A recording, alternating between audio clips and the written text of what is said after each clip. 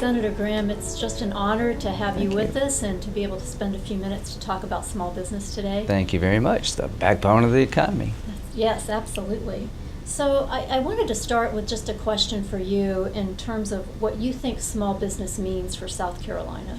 Well, it's jobs. About 70% of the people in the state employed work for a small business, not a large business. I grew up, my dad owned a restaurant, a bar, and a liquor store. You get up every day. If you don't get up and go to work, you don't get paid. You can't afford to get sick. That's called small business. Absolutely. So you've been in it. You understand what it's all about. How do you think that impacted you in terms of your outlook on business today? Tremendously. I can't remember taking a vacation of any significance until I was in high school. You got to get somebody to run your business that won't steal you blind. Yes. It was a service business, a restaurant, a bar, a liquor store, a pool room.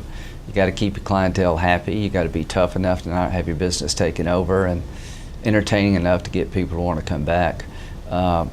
Hiring people is tough. Finding good workers is tough. Every regulation the government passes, it is absorbed by small businesses, money out of the tiller and out of the till, and it shaped my view of how you make a living. My mom and dad went to work 6 days a week, whether they felt like it or not, because if you don't open up, you don't get paid. Absolutely.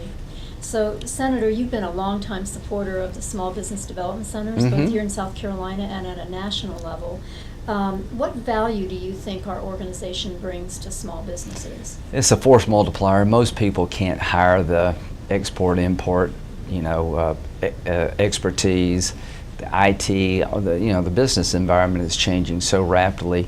It allows, a small business to tap into expertise you can never afford.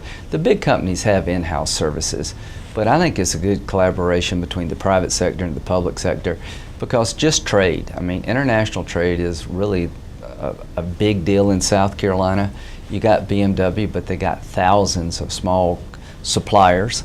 And how do you integrate a small business into a global supply chain when it comes to tax advantages, education programs, the 4 universities that you partner with? We've got a lot of smart people on their staff that can be a great resource. So it's just putting small businesses who don't have the capability in touch with people who can actually grow their footprint. Looking again to the future, especially when you look at South Carolina, what kinds of things do you see being needed by the small business community as we go through the next 5 to 10 years? The big problem I see is labor. The one thing I get from people is that you can't find workers.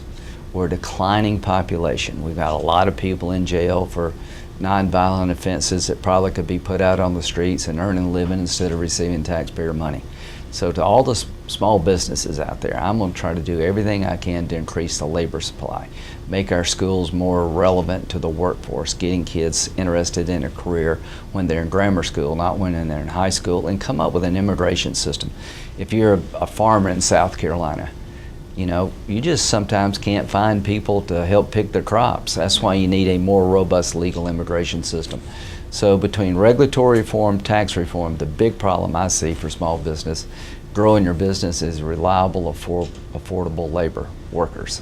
This is where your center becomes very important. If you're out of school, you've got a degree and you can't find a job, you can hook up with y'all guys and find out how to start your own small business, or you can go back to technical college and get a degree relevant to the economy.